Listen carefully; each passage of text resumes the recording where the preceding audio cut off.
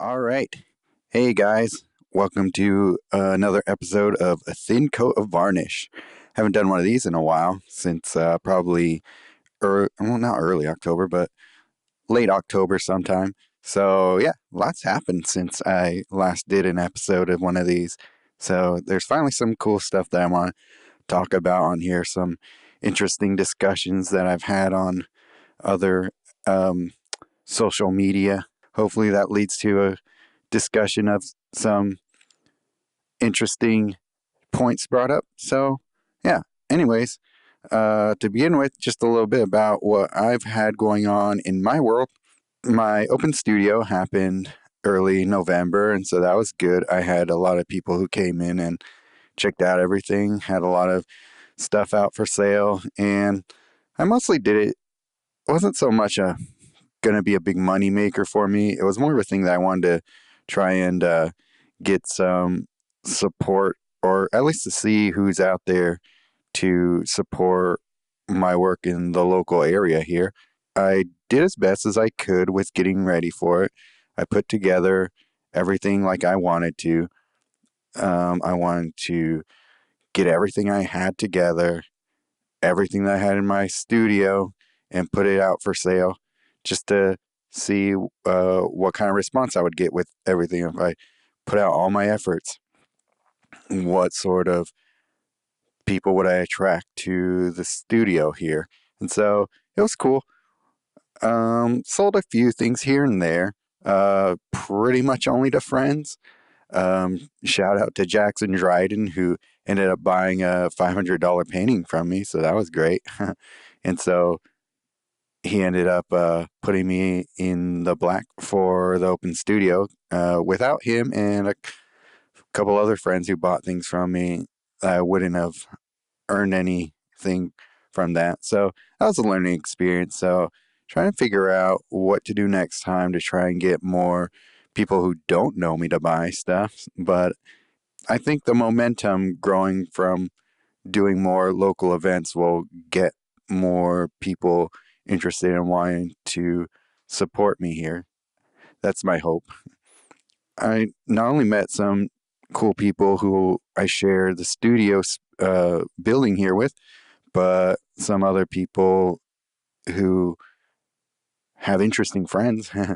um, there was a guy, Walt Morton, who I met, and he's seems like a really interesting guy. Talked with him for a while about all sorts of different things.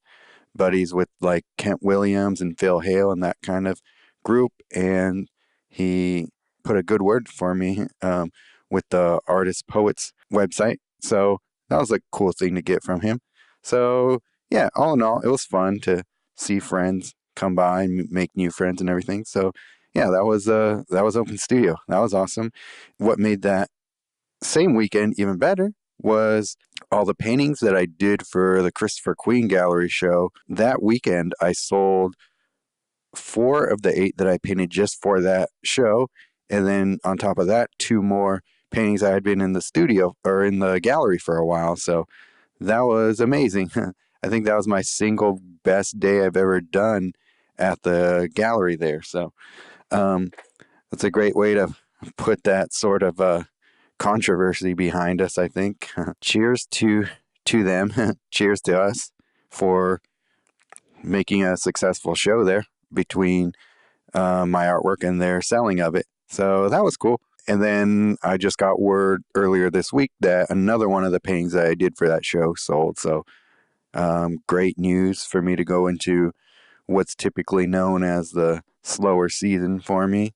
Things slow down after Christmas, typically, for at least my art selling. So, good time for me to start working on all my other projects that will set me up for coming out of winter hibernation and get into painting for shows and in the springtime when people loosen up their wallets again as far as artwork goes. So, I did my buddy um, Lauren Butchart, his Brave Castle podcast. That was fun to get on that and run my mouth for a couple hours.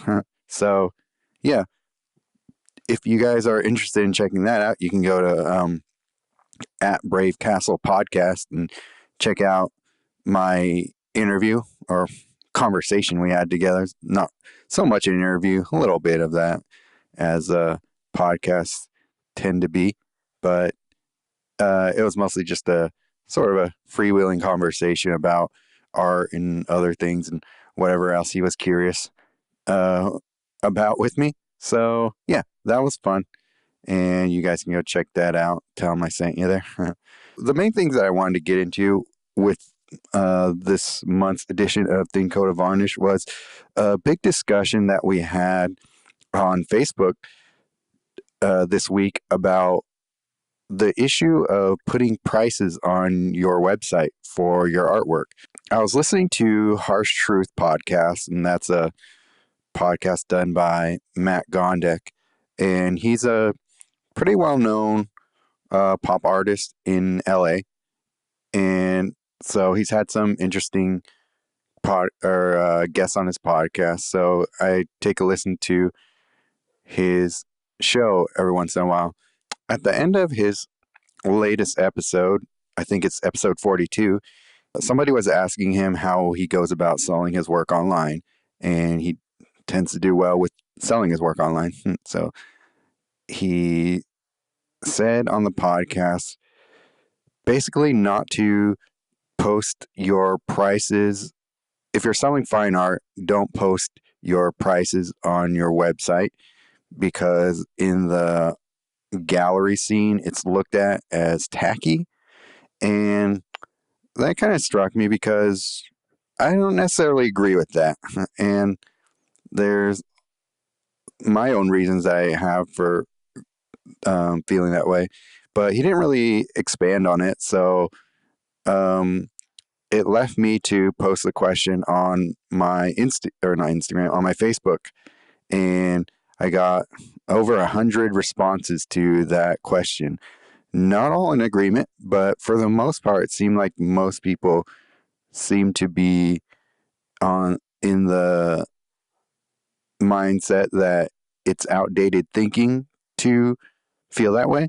So I just wanted to go through, and because there were some really interesting discussions that happened around this, so I wanted to go ahead and read out some of the comments and maybe comment on some of the comments in this arena so that I could share with everybody else, and maybe you guys can chime in as you're watching and you have some things that you wanted to bring in, and maybe you'll have a different perspective on things. So, anyways, let's go. So Steve Lawson says, I would imagine blasting the price all over social media looks to me at least a bit tacky, maybe, unless there's a specific reason for it. But on your own website, I would take it as a given you include the price. So, yeah, I agree with that. Yeah, social media, maybe posting your prices on your Instagram page. I mean, I've done it before. I don't know if it's tacky or not. I've never really given a thought to considering what it looks like. But if I'm posting my prices on Instagram, it's because I'm hoping that somebody on Instagram buys it. And that's usually because I am selling it away from galleries, or I haven't, or it's something straight from my studio to the world. So I want to put it out there, just basically the closest thing that's trying to sell it face to face, just putting it up on Instagram with a price tag on it and selling it there.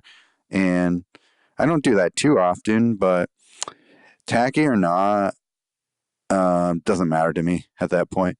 So yeah, yeah, like he said, if it's on your own website and you're trying to sell it there, I would think it's a given that you include the price. So yeah, that's kind of how I think of it too.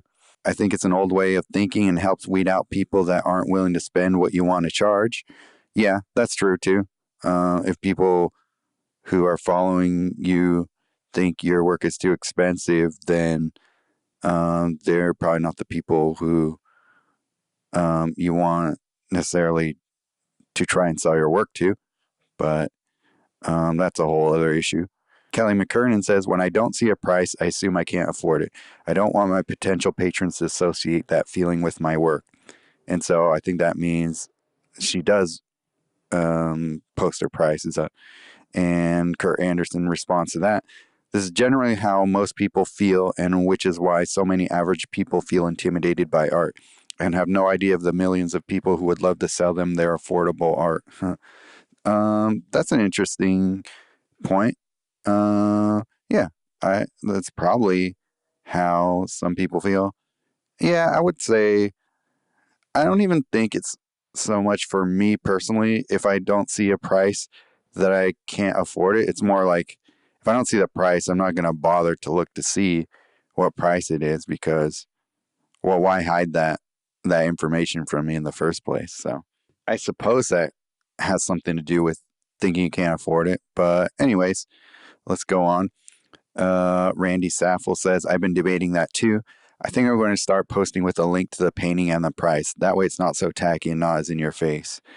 Well, that I think he's referring to posting on social media your prices, but that's not really what I'm talking about. I'm talking about you get somebody to your website and you give them a price, then with the intent to sell, they should be met with your price there at that point if you gotten them to that step of your ladder there. So to give them an extra hoop to jump through feels unnecessary to me. So I think that's what makes me really wonder why the original Matt Gondik feels that way. Kurt Anderson also says, I think in the early 2000s, but not now. In 2018, that's absurd. It would be like saying Amazon shouldn't list prices because that would be tacky. Um, yeah, I agree with that up to a point, but Amazon isn't necessarily selling a lot of fine art on there. So it's probably a little bit different context selling through a gallery on a website and selling through an online retailer. It's somewhat different, I would say. Um, Catherine Gard says, I like knowing prices up front. Same here. Henry Schreiber says, mixed bag from my perspective. If they want to talk out or make the sale, it's better to leave it off, which I never do. If I stay firm on the price, it doesn't seem to matter. Okay, there's a slightly different perspective on things. So, okay, if they want to talk it out or make the sale, it's better to leave it off, which I never do. Okay, so that's a whole different way of selling your work, I would think. So maybe some people are interested in selling their work in a way that's more um, that feels more like a face to face, like wheel and deal type of sale um, with your website. But that's also a whole. Yeah, I'm trying to think it out here real quick. If you're posting your artwork online, you get to that point where it's like email me to inquire about availability and price. You have to do it in a way that invites people to want to inquire about your artwork and price, your availability, and just simply putting up your artwork on Instagram and putting that statement out isn't really going to cut it in this day and age. You're going to want to kind of prime people to get to the point where they're asking you about your availability and your pricing and all that. So that's definitely not the first step you want to go with, is to hit people with that inquire about availability thing.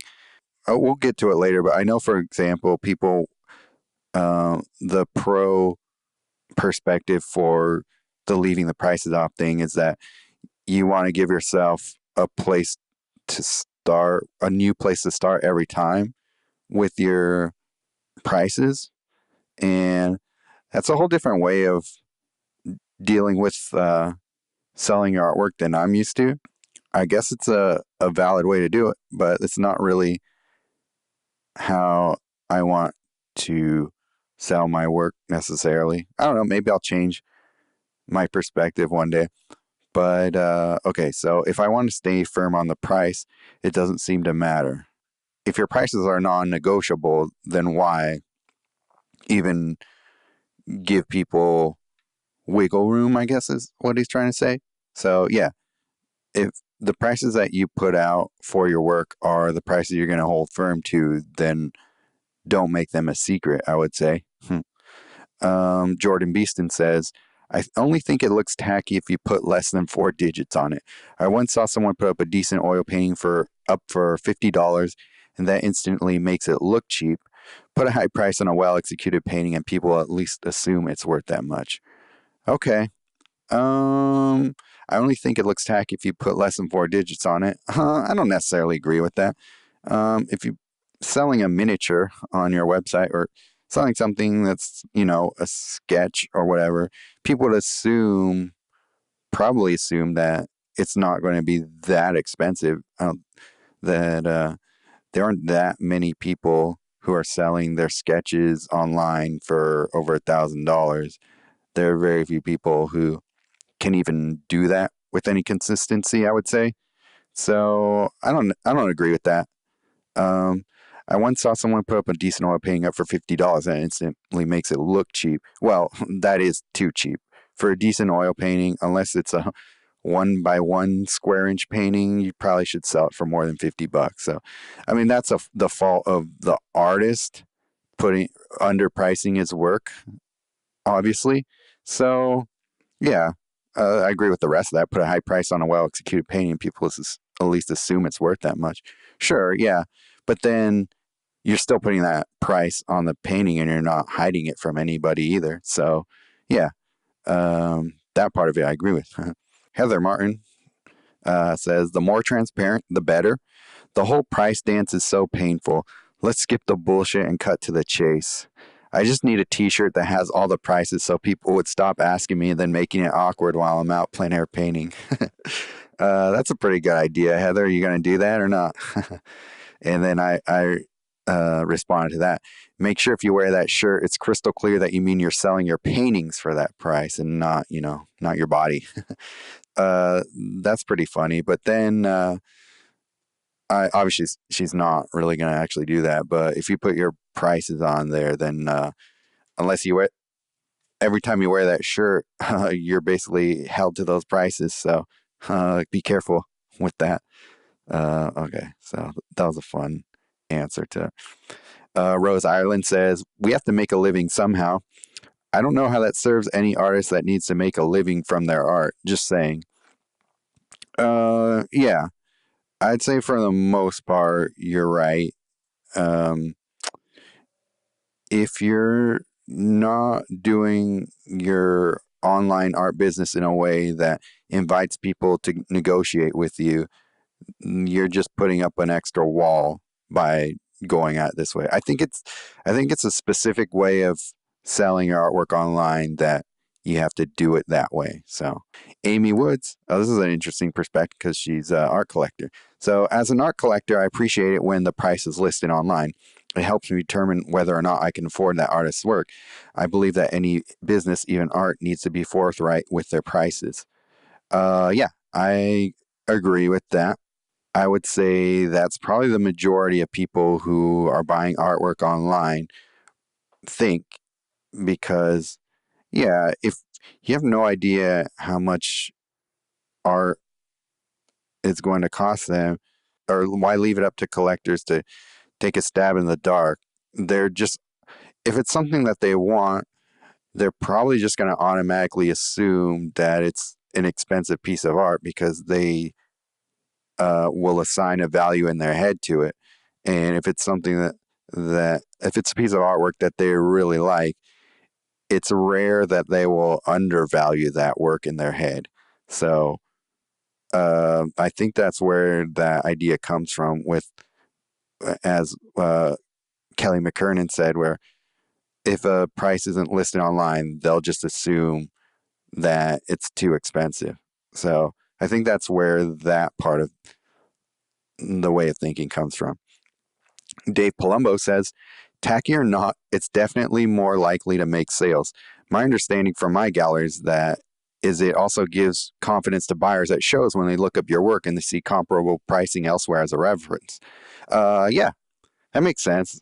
Or when artists are not putting their work prices up for their work online anywhere, they're trying to be mysterious about it. And I think the idea is to make your work feel more expensive because it's such a secret that only the select group of elite art collectors will even bother to inquire about their work because they know they can afford it no matter what the price is. So why even bother? It's kind of like almost like weeding out the riffraff kind of thinking about prices. And I would say that most people shouldn't even play that game.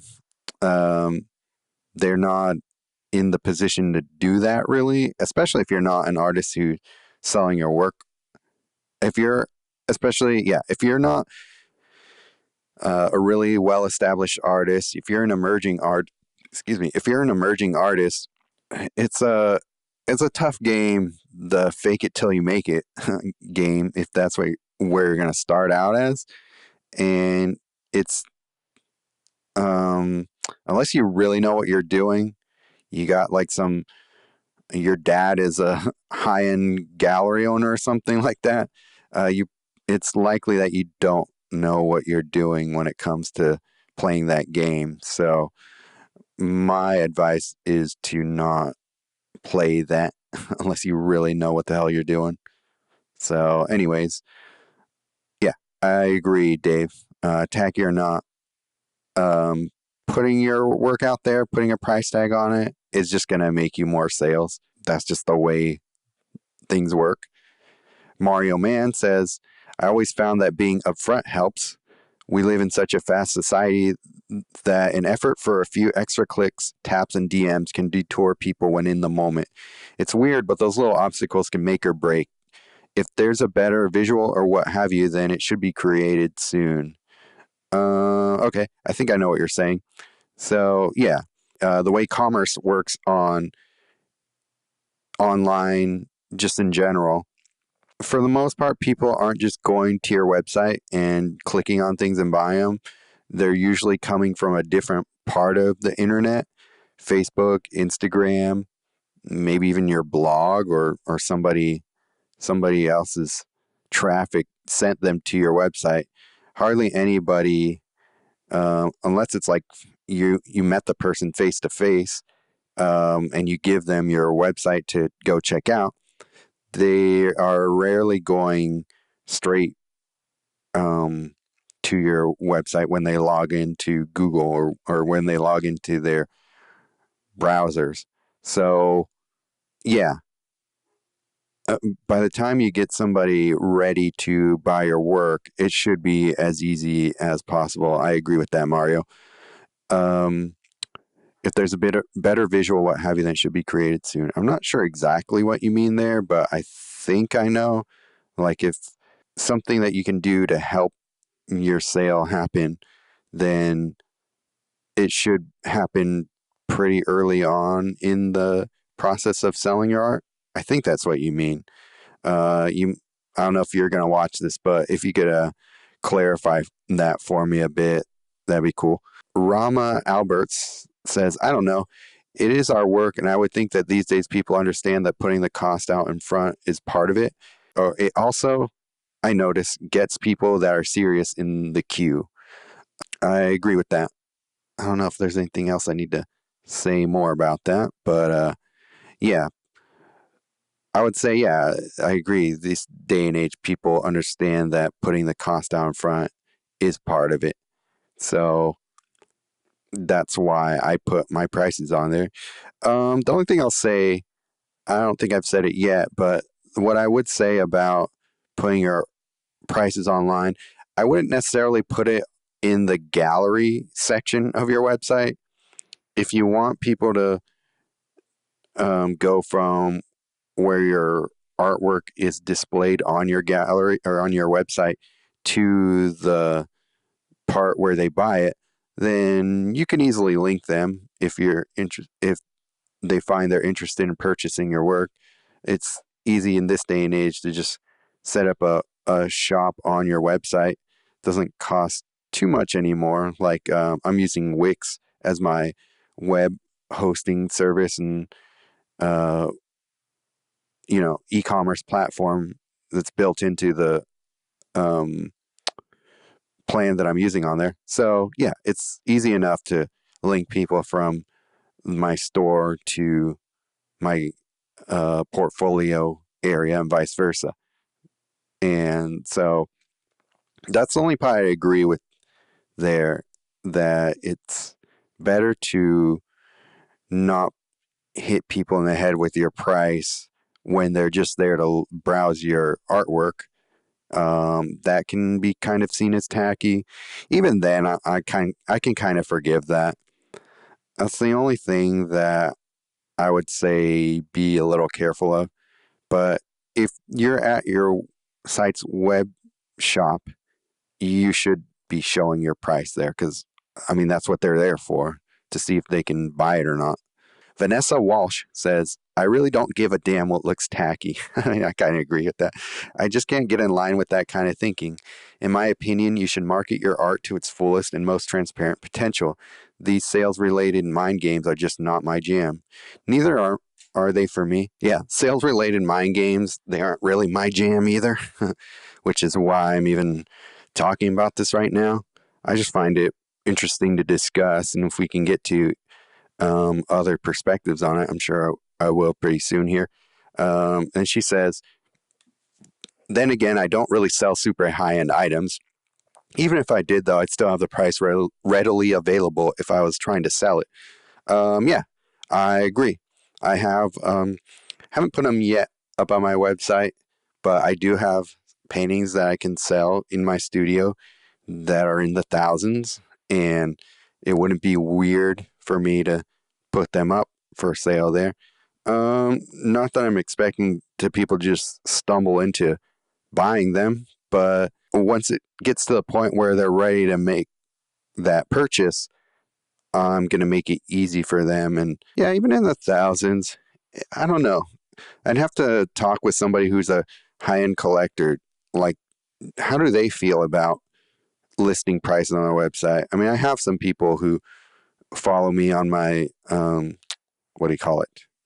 On my email list. And so I'll reach out to them and let them know that we discussed this on here. And so I'll see what they say. This could be an interesting thing to follow up with. So maybe I'll do that. I'll make a note of that. Well, actually, I'm recording this, so I'm already making a note of this. So, anyways, Liz Steinwerth says, I think it's weird not to have a price on an item on a website, but I can agree that it's tacky on a social media platform. And so, just for argument's sake, I asked her, why is it tacky on social media? And she says, it can be off putting to viewers, I've learned, like we were just trying to sell them something. I agree with that. I sort of agree with that. Not all the way, but I get where she's coming from. Um, Use it as a call to action and have the info about the piece and say it is for sale with a link to the website.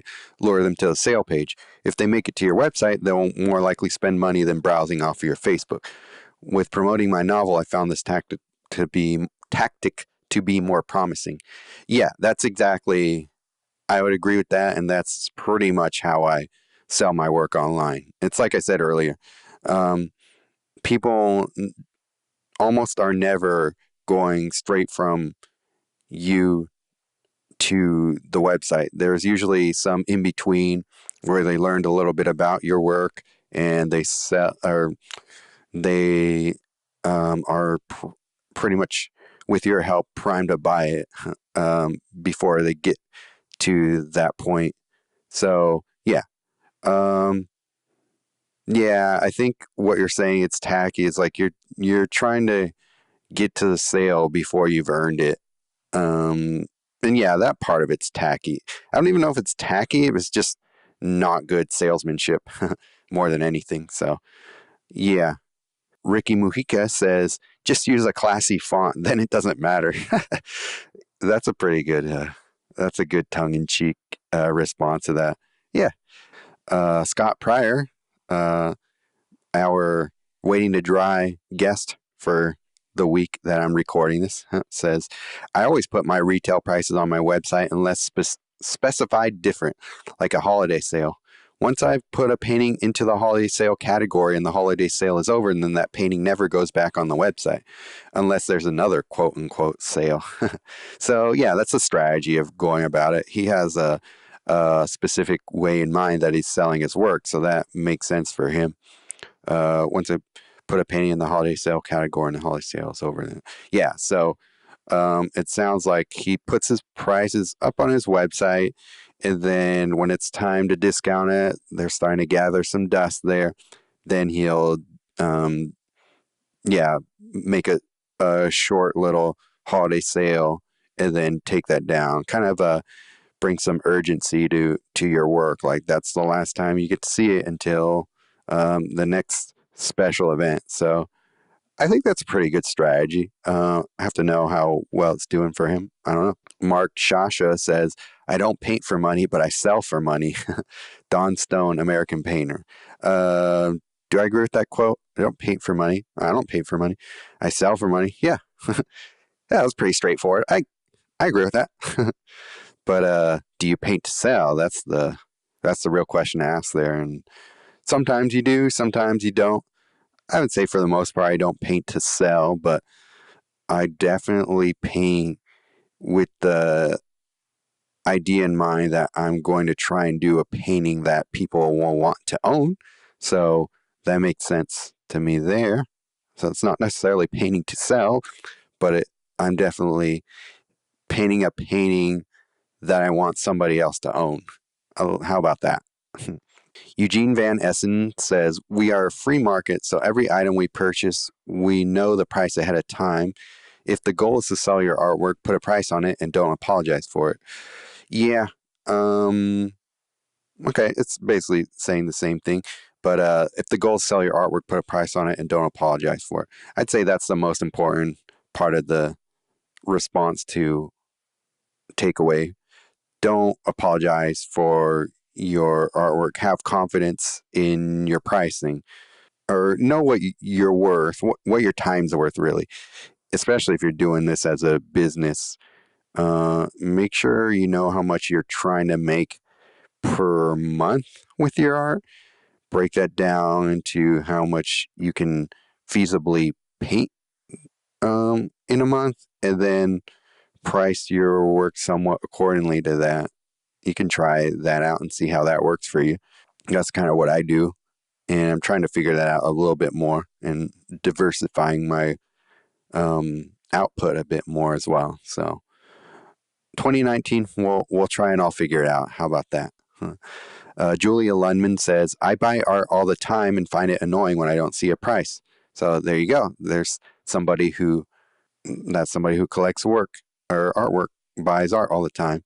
So she's a bona fide collector and finds it annoying when she doesn't see a price. So there you go. Straight from the horse's mouth. Didi Menendez says that thinking is what is putting galleries out of business.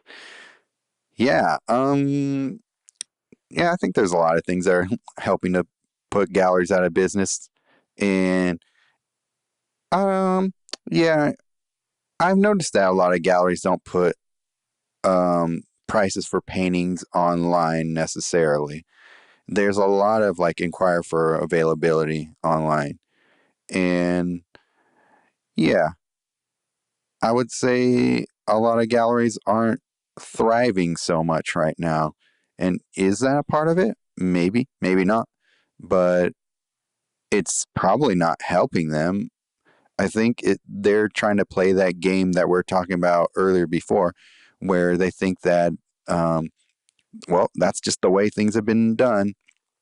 Just like galleries are 50-50 these days. And, that's just how things got to be. Um, you can't lower your prices because that's just the way things are done in the art world. And so, yeah, there's a lot of outdating, outdated thinking. So, yeah, I think everybody being so easily able to create their own shop is turning these things that have been taken for granted on their head. So she has a point there. I'd say that thinking is a symptom of a larger problem that's putting galleries out of business. But yeah, I think that she'd probably agree with that too. Maggie McNeil says, I like having the info up front. Yeah, same as most everyone. Kira Grant says, I hate that policy. If I can't see a price, I assume I can't afford it. See, another person who thinks that way.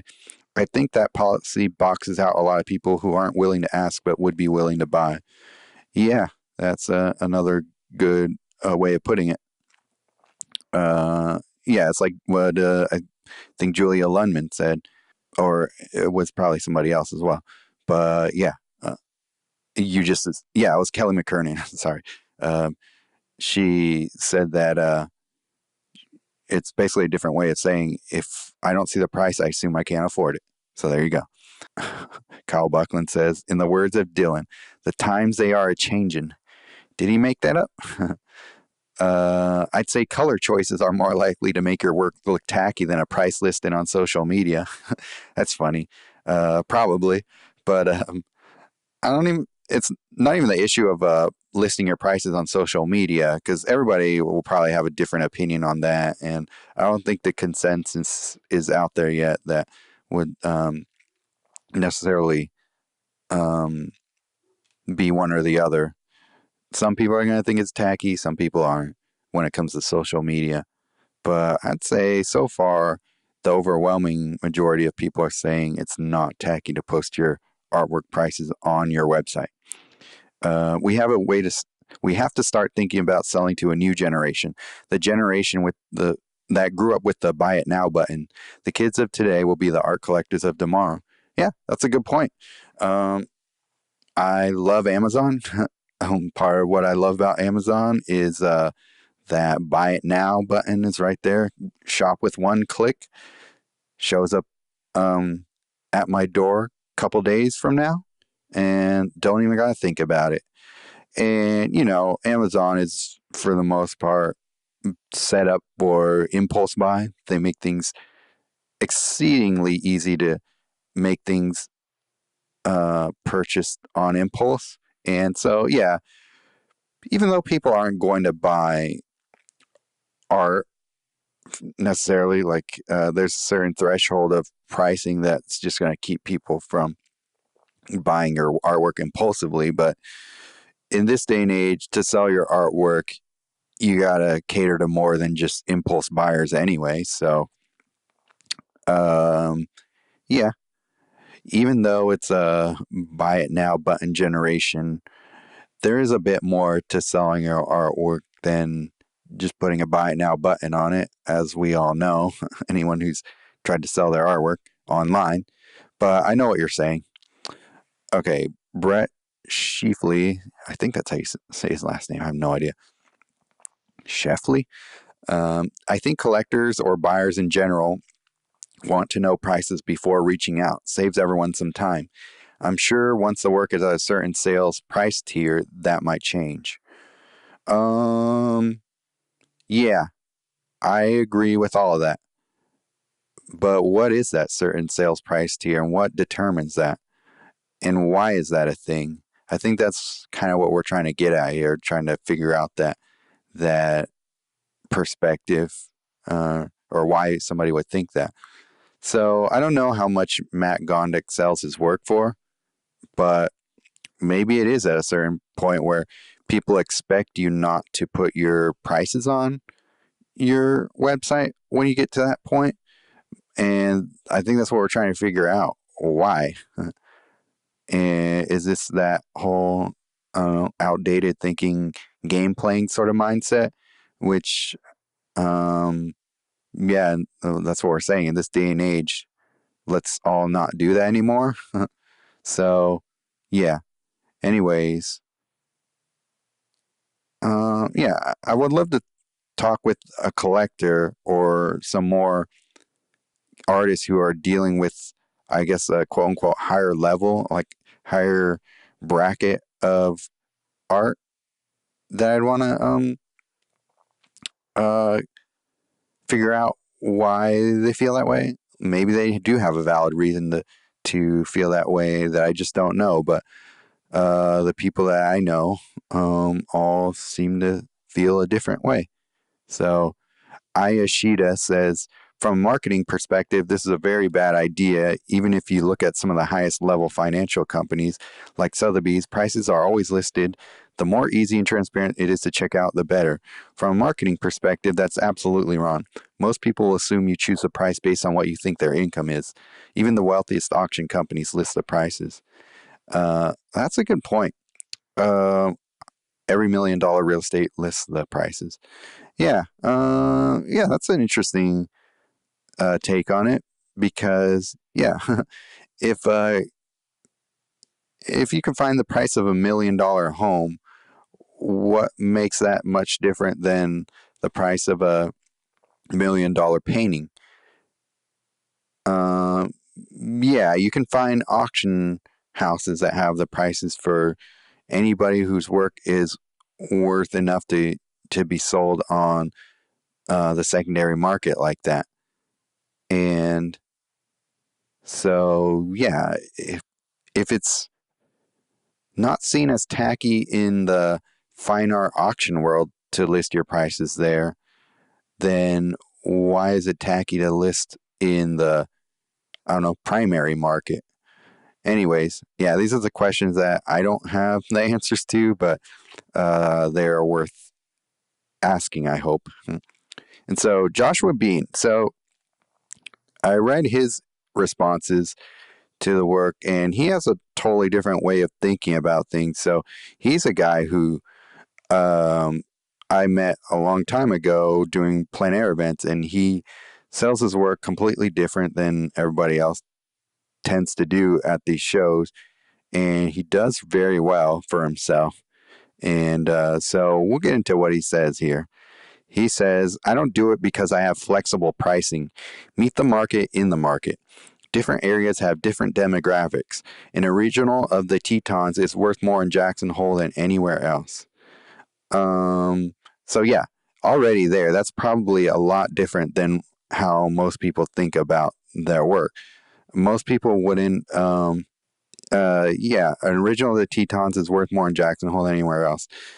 Yeah, I guess it would be, not necessarily. I mean, not everybody who owns a painting of the Tetons lives in Idaho or Wyoming.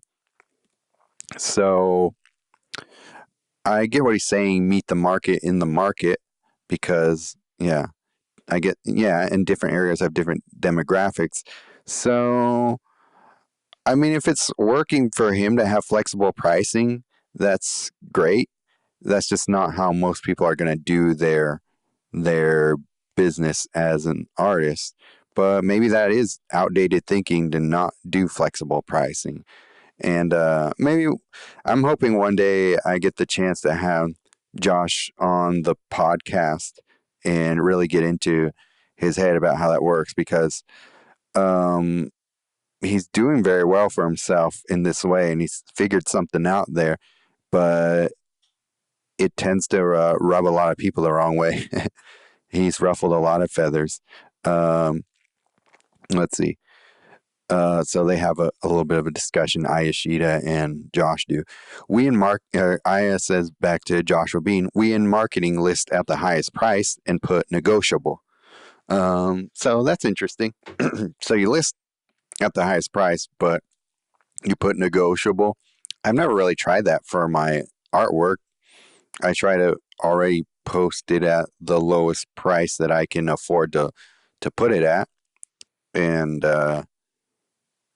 even though it might look expensive to a lot of people, it's barely, I mean, I'm covering what I need to cover when I put my prices that they are. So, um, Joshua Bean says, my prices are all over the place. The market dictates, period. And galleries have slit their wrists with their 50% bullshit. thereby doubling everybody's prices or worse, and so a slow death will be theirs. Notice how many 50% off super duper studio sales are going on everywhere? This is the result of artists figuring out how to meet the actual market, a thing I've been doing for years. Everyone is undercutting the galleries because galleries got greedy. So he said a mouthful there. Let's get into that for a bit. So his prices are all over the place. So he's already admitting that he doesn't have a set price for any uh, particular painting or something like that. Market dictates, period. So he's very much almost treating his paintings, I don't know, like a stock that kind of goes up and down. I've thought about things that way. I mostly started thinking about it after talking with Joshua Bean about this kind of thing because I've had him explain all this to me before, but this was years ago, and he's saying, yeah, galleries have slit their wrists with their 50% bullshit. Yeah, I mean, galleries have their reasons for why they have to charge what they charge. It's just that everything in the world has just gotten more expensive, so just to keep a store going in most places, it's just gotten more expensive to do so. So I understand why they have to charge more, but it's like what he's saying. Yeah, once you start to go at it on your own, and you're not having to help pay for a gallery's rent with your money that you're owed from the sale, then it does change things, especially your price of how much you need to charge to still make the same amount of money. So yeah, I think that's what he's saying there. This is starting to, no, this is still on track, but yeah. So Shelby Keefe says, I price according to what I've been able to get at shows. I also look at the going prices of what my peers are charging at plein air events, etc., and try to be fair to all, but especially to myself. If I really love one of my paintings and think it's better than my other efforts, I charge more. It's so very personal. Um, yeah, okay. Well, that's her perspective, but that's getting a little bit off the subject. Um, and he says, Josh Bean says, I've been preaching this stuff for a decade, bro. It's so fluid for me. And okay, so oh boy, Scott Pryor comes in and they have quite the discussion together. uh, Scott Pryor says, I of course don't agree. How many times have we talked about on this? It's always been for me about raising the bar for all of us. The whole art pricing thing has gone to shit. It's a new day in the art world. Josh Bean exclaimed back to him, right, right, right. And your wife pays for your opinion on this one. Ooh, shots fired, man. And then he writes back, you can't be a rising tide that lifts all boats when pricing your artwork. The market dictates, period. When the market is down, economy is flat, I'll never have to go get a job. I adjust my prices, swallow that tough pill, and keep on keeping on. And yeah, he probably doesn't show in a lot of galleries. So that's probably the advantage of being able to do it that way. And so, um, yeah, when you're not, or when you're in charge of your prices in that way, then you have the ability to do that. And that's great for him. And I think that's why he's able to have this perspective that he has. Um, Conversely, when the market is up, when things are flying off the wall, I have to raise my prices to keep the walls looking good. Supply and demand is reality. So, yeah, that's just the inverse of what he was saying there. Scott Pryor writes back, sorry for the delay, Mr. Bean. Had to take kids to school. Yep, still Mr. Mommy. You know my wife doesn't pay for my opinion. I've had this mentality about the art world since I started. Yeah, she's a baller nowadays, but back when I was first starting out, it was pretty much equal with my art sales and her salary. And you know where we live is expensive, and it takes two to make it happen. Plus, I was Mr. Mom juggling kids. Okay, can we get back to that? Oh, anyways, fortunately for us and me, when the economy took over that big giant shit on all of us, she had to moved up and was barely able to cover all her expenses. Had to pick up part time at Mother's Market and the juice bar. Man, that's like, Jesus, man. Stay on topic here. Then, as you know, the whole world changed because of the internet mixed with a weird economy and political world, and here we are in today's art world. Okay. I don't know where to go with all that. Anyways, Josh writes back to him, well, first off, that comment was 1 part snark and 5 parts truth. Until you're completely self sustaining, somebody's paying for you to have that stance. Damn. Instead of getting a day job that pays $8.50 to $10 an hour top, just pay yourself less than $1,000 an hour to stand at your easel. Okay. I too came from service industry and waited tables for 2 decades. I know how hard it is to make that $100. 5-6 hours running your ass off. Now I get paid a 4x6 in 25 minutes for that. I'll do it every day, all day if I have to, but I get to state facts, not opinions paid for, or not opinions, parentheses, paid for on how to run an art career. Facts at work, facts upon which I support a family of 4, a house I bought in a small Colorado mountain town, the actual brick and mortar retail space that Joshua Bean Studio Gallery resides in. It said town and the easel company, prolific painter, parentheses, just now in the green. Great for you, dude. I mean, I'm just saying that, but I mean, that's awesome that you're able to do that with your art. This all from Mark making with my wrist, meaning the market with solid work sold at a reasonable price directly to the market. I live in 2 to 3 workshops a year and plein air events. I don't have work lying all over the place, stacked up 2 feet deep against the wall. It's all in people's walls getting love, a much better place, and much love. Oh man, he said a lot there. That was throwing down the hammer there. Yeah, I think, well, I don't know if you guys are familiar with Joshua Bean's work, but he paints in a lot different way than I want to paint. I want to spend more than 25 minutes on a 4x6.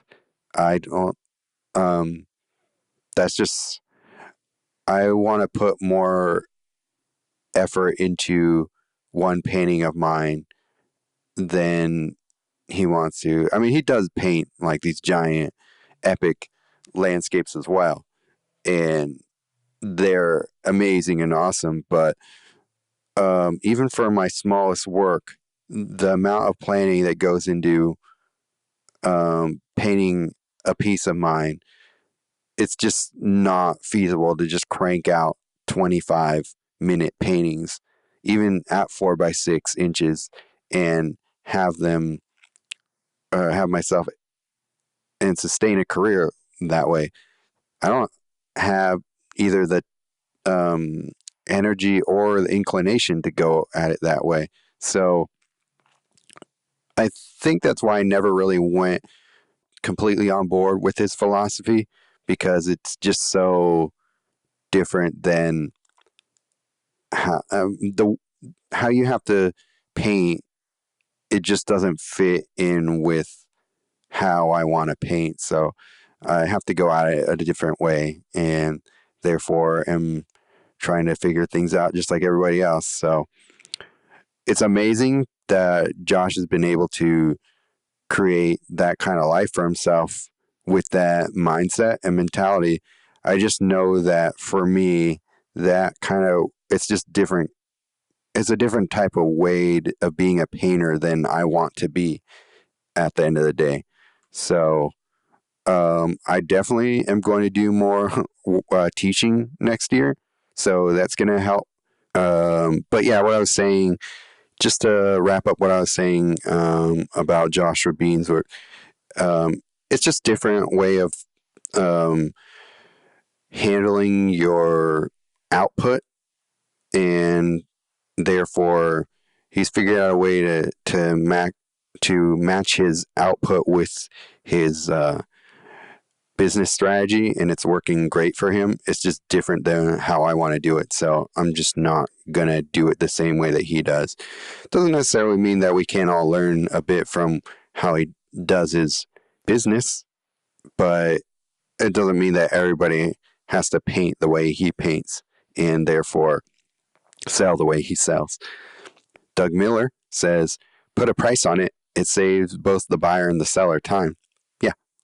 Yep, exactly. Samantha McNally says, I put prices on my website. You just have to make sure it's enough that when they're in the galleries that take percentages, you're covered. You have to always keep the same price in your website as in the gallery. Um, yeah, I mean that's how people are taught to think about it, but um, so, I mean that's exactly what Joshua Bean has been preaching against. So him and her probably would have a argument about it, but yeah, again, that's what I do. That's what everyone I know does. But I would say that Joshua Bean says that you don't have to do it that way. So Joshua Bean chimes in again. This is funny because almost nobody posting here actually puts prices on their posts. Well, that's not what we're talking about here. To do so forces them to put their high gallery price tag up, lest their gallery that likely follows them could call them out. It's safer not to put the price up, have somebody direct message them, and they can work out an actual price that's real. Deny it if you want, but truth bombs are bombs for a reason. All right, dude. Well, first of all, we're not talking about posting prices on social media. We're talking about posting prices on your website, and that's a little. I know that that's what we talked about earlier on here, so I'll leave that part alone. But I think it's still the same point that he's trying to make. Um, that's the whole thing about undercutting galleries, and um, I'm guessing Josh doesn't have a lot of galleries because he has probably no problem with negotiating a deal with a collector behind a gallery's back if it helps them make the sale. And so galleries do not like that. So I imagine he doesn't have a lot of friends in the gallery business either. So I wrote back. I sometimes do, but it has more to do with what Liz Steinwert said. Not mixing the personal with commerce too much if I can help it. Personal choice. Yeah, that's what I was saying earlier. Like, not only is it a thing where I just don't want to bombard people with the prices, but I mean, that's the part that I agree is being a bit tacky, but it's also that you don't want to sell people or try to sell people too early before they understand why they should buy from you. That disconnect between being a salesman and being a person to person connection is a difference, I think, between looking tacky or not. And then Kelly McKernan comes back in, and she told me something I didn't necessarily know, but it makes a lot of sense. So she said, putting an actual price tag in posts outside of the e-commerce addition to Instagram hurts your account's reach, which is why many of us don't. So I didn't know that actually. And, but yeah, it's like Instagram was probably like saying, we're not just going to let you advertise for free. You have to pay for that advertisement. So the algorithm doesn't like posts where selling suggested, and that makes sense. Shelby Keefe writes back to Joshua Bean, you've been living in my head. This is the very reason I don't put prices on my website. So Shelby's another person who doesn't, or ends up agreeing with Joshua Bean and Matt Gondik by that token. I write back. Maybe at this point it's a better idea to work more with customers directly than instead of galleries. I'm definitely leaning more that way. And yeah, true. I'm just reading my own thoughts back to you.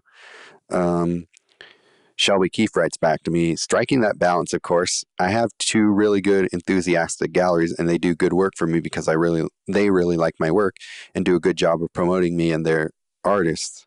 And I said back to her, I do as well. But I think this will shift galleries to be more productive in terms of curating and promoting quality over quantity. That's my hope. Josh Bean writes back, this is a great discussion. I show in a few galleries. Okay. They collectively account for less than 5% of my income. Well, that's super interesting. The only way to perpetuate one study is to find alternative ways to get eyeballs on your work with a realistic price point. Okay, so there's the answer to that question. He isn't, well, he shows in galleries, but if they're doing less than 5% of his income, it's like, why are you in those galleries other than just to get more people into your work? I guess that you're just not going to be able to capture everybody. So having a gallery out there just to see your work, I guess it's almost like a slight advertising cost at that point to if if that's all they're doing for you, if they're not hardly making money for you, maybe they're giving you a little bit of extra money. But yeah, that's what I would assume. Scott Pryor says, "Hey, got a holiday sale, so I'm guilty." Wink. I think if you do one and don't sell the paintings, they should go into the Be Burn stack or donation stack and never back on one's website. Courtney Lee, as a buyer, I want to know if there are no prices. I assume it's either not for sale or I can't afford it. Again, that same idea. On the artist side, my prices were the same as my gallery prices. My prices were consistent all across sales platforms and locations across the country. And Josh Bean writes back, this is not sustainable, though. A nifty idea. And almost nobody posts prices. I think many collectors are starting to wise up and contact the artists for prices they like or for paintings they like. That hasn't been my experience. It's rare that people just uh, hit me up out of the blue and ask me for my painting prices. Um, on the rare occasion it does happen, I give them that price and they go silent. So we're not quite to that point where people are just hitting you up about painting prices. It happens, but it's not nearly as often as people think. So, or as Josh is trying to make it sound like. I'd say that Courtney is probably how the majority of artists think, at least the ones I'm friends with too. Josh Bean is not in agreement with that. So yeah, so that's that. I think I'd say that those two comments are pretty much encapsulate the both sides of this issue. So Shelby Keefe writes back, if I'm a buyer or want to be a buyer and am really interested in a painting, I contact the artist in an email and inquire. Then the artist has the opportunity to engage with that potential patron and tell a story, help them know a bit about you, then feel like they have a personal relationship with you. This fosters a desire to support the artist. If you just throw a price out there on the web, you shut down that opportunity to have a dialogue. Plus, I personally don't believe that a qualified patron would just assume they can't afford it if there wasn't a price listed. I think that is an outdated philosophy. Okay, so there's the somewhat in the middle perspective, but I don't know. There's things about that I don't agree with either. I don't think that's that common for people to just email the artist about a painting. Um, I mean, it does happen, of course. It sounds like it happens to Josh Bean and Shelby more than it does for me. But okay, so the next part I agree with. The artist has an opportunity to engage with the potential patron and tell a story, help them know about you and everything. Yeah, but I think that that should happen before they get to the point of asking you about the painting. It's true that if somebody's interested in your work, they're probably a bit interested in you as a artist and a person. And so I think the better way of going about it is to do it before you get to that point of trying to make that sale. So I would say that a lot of people are um, probably getting better at it because they have to be smarter about selling their work online and just leaving things up to just being a numbers game isn't cutting it for a lot of people. But I think galleries are also realizing that, so everybody has to be um, bit more savvy about this kind of thing. And I don't know. I think that if she thinks that that's an outdated philosophy, I think that's just the difference in opinion in how people um, think about this sort of thing.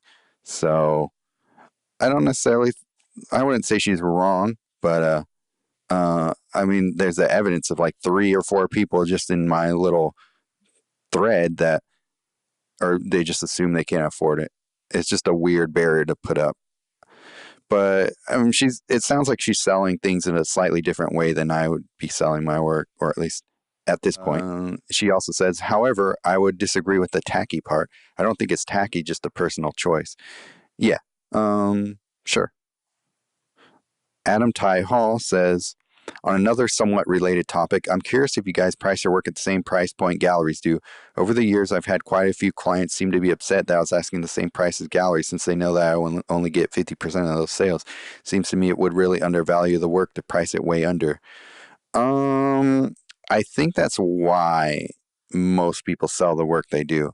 And maybe that's a philosophy that, or a way of thinking that galleries themselves are perpetuating because it behooves them to make sure that they get the amount of money. I mean, of course, they don't want to be undercut, but at the same time, a customer at this day and age, they're going to want to go for the lowest price possible. So I wouldn't recommend you undercut your galleries. That's not what I'm saying, but I think you should price your work somewhere probably more than you think you deserve, but more or less than what the galleries want you to sell. Um, maybe not. I don't know. Maybe that's not a good thing to uh, to espouse here, but I'm just kind of thinking out loud. William E. Elston wrote, "We've all heard of the classy guys in bars that use the line, 'Do you want to fuck?' I don't know. What kind of bars are you going to, William? I'm not sure I've heard that anybody do that so blatantly. Maybe I'm not going to the right bars or something, or maybe I'm just too classy for that." Let's see. Odds are that they will succeed with one out of every couple hundred women they ask, although who knows with what effort. Some will say that they're just being upfront, but reducing the transaction to such primitive terms, they also signal a shallowness that precludes hooking up with someone might actually want to be with. The way you advertise your prices has a lot in common with this scenario. Okay, well, I hope he relates it back to it because I'm not following yet. Ricky's suggestion that you use a classy font is simple, tongue-in-cheek way of looking at it. Making the price accessible but not in your face creates kind of a tease effect that stokes interest and intrigue and doesn't foreground the economic issue. Okay, I get now what he's saying. I mean, that's still kind of a weird ass analogy to try and make, but there's a way to do it classy, and I think we've kind of covered it. Like, don't blast your prices all over social media all the time, and don't put it in your don't put it in the gallery section. Like, leave the commerce to the commerce part and leave just the taking in the art to that part. Try not to mix them too much, but yeah, maybe some people, maybe Josh.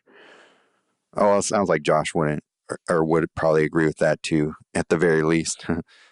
I think in this day and age, setting up an e-commerce site that looks professional and handles transactions in a confident way should be classy enough. At this point, I shouldn't have to email you for the price. If you have me up to that point, I'll never do it. Yeah, exactly. Exactly, me. Good point you made, myself. uh, that's kind of the funny thing about reading back your own statements to yourself. But William E. Elston writes back, I wouldn't suggest emailing the price. I put my prices online, but isn't it my prices that I'm advertising? The price should be discreet but accessible. My website has an available work section that lists prices in the lightbox rendering of the work. Okay. And then I write back, I 100% agree. The price shouldn't be the price should be the last thing they see at the end of the sales pitch funnel or whatever you want to call it. I don't normally lead with the price. And yeah, that's true. I don't. Typically, if I'm trying to sell stuff online, I have a series of things that prime people to buy before I get them to the store listing. Yeah, exactly. For example, I am learning to sell more via my email and on my mailing list. There's a specific way to do that where you're not annoying and people are more likely to buy stuff from you. So, maybe we'll get into that someday later. Jason Avery simply writes back, fuck you, pay me. Well said. Kim Vanderhoek writes, totally outdated thinking in my opinion. So, yeah, simple enough. Judy Takax writes, places like artsy and galleries and online shops should have prices obvious because they are there for the purpose of selling. Imagine if the Home Depot website said contact us for pricing on drill bits. Um, yeah, it lets a potential buyer avoid the embarrassing situation of having something be out of their price range. I paused because I just thought of something, but uh, or lets them know that something is in their price range. For artist websites and Facebook pages, it may be clumsier to list prices all the time. And so, okay, sometimes I do see on retail websites that they don't list their prices for certain things, and it gets to a point of when it gets to a certain level of price. So I got to talk with somebody who sells high end retail because maybe they have a perspective as to why they feel this way about why one thing's tacky over another. So uh, I'd love to keep this discussion going, but I'd love to keep it going with people outside of the range that I currently have. And or maybe I do have them, but they just didn't happen to chime in on this because maybe it's intimidating to go against everybody's the general consensus. Except if your name is Josh Bean and don't give a fuck. Rachel Stout says, I think it's old fashioned thinking up there with courting a gallery so that maybe they show your work. Okay. I have something to say about that, but let's finish what she said. Art has value, and I have had the experience of not buying art online because no price was listed. Well, there you go again. But maybe I'm too progressive on this front. Maybe with the courting a gallery thing, I don't think courting a gallery is outdated. If there's a gallery that you want to show at, you should make an effort to meet them halfway. Um, I mean, if if you guys find yourselves to be a good fit for each other, then it's just going to happen. Personally, I haven't done a lot of gallery courting in recent times. I have before, but I guess we'll just end with this because that's pretty much the end of the discussion. Um, I don't think there's anything outdated about courting a gallery, quote unquote. I think that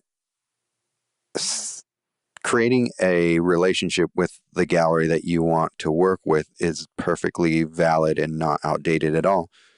I think that um, if you can show the gallery that you're a cool person that they would want to work with and they like your work and they feel like they can find buyers for it, then that's a perfectly uh, probably the best way to go about courting a gallery. So I think you may be saying something different than maybe how I took it, or maybe I'm answering it in a way that you would agree with in your idea of courting a gallery, at least the way you're stating it here with quotes around it. It's different than what I'm saying. Or maybe you listen to this and I change your perspective on it. Anyways, yeah. So this went way longer than I expected to do. I wanted to actually get to something else. So maybe I'll do an extra bonus episode of this vlog later on this month because there is something really interesting that I wanted to talk about on here, and I just didn't have. I mean, this is already an hour and a half, and I could probably the thing I want to get into is can easily go another hour and a half to talk about. So I don't want to do a 3 hour YouTube video for you guys. Uh, Maybe some of you would like that, but that's too much. I mean, this is already kind of insane. I didn't expect to go an hour and a half long, and my voice is already starting to crack on me. So, man, I don't know how Josh on talks so much on Waiting to Dry because this hurts my voice to do it this long by myself here.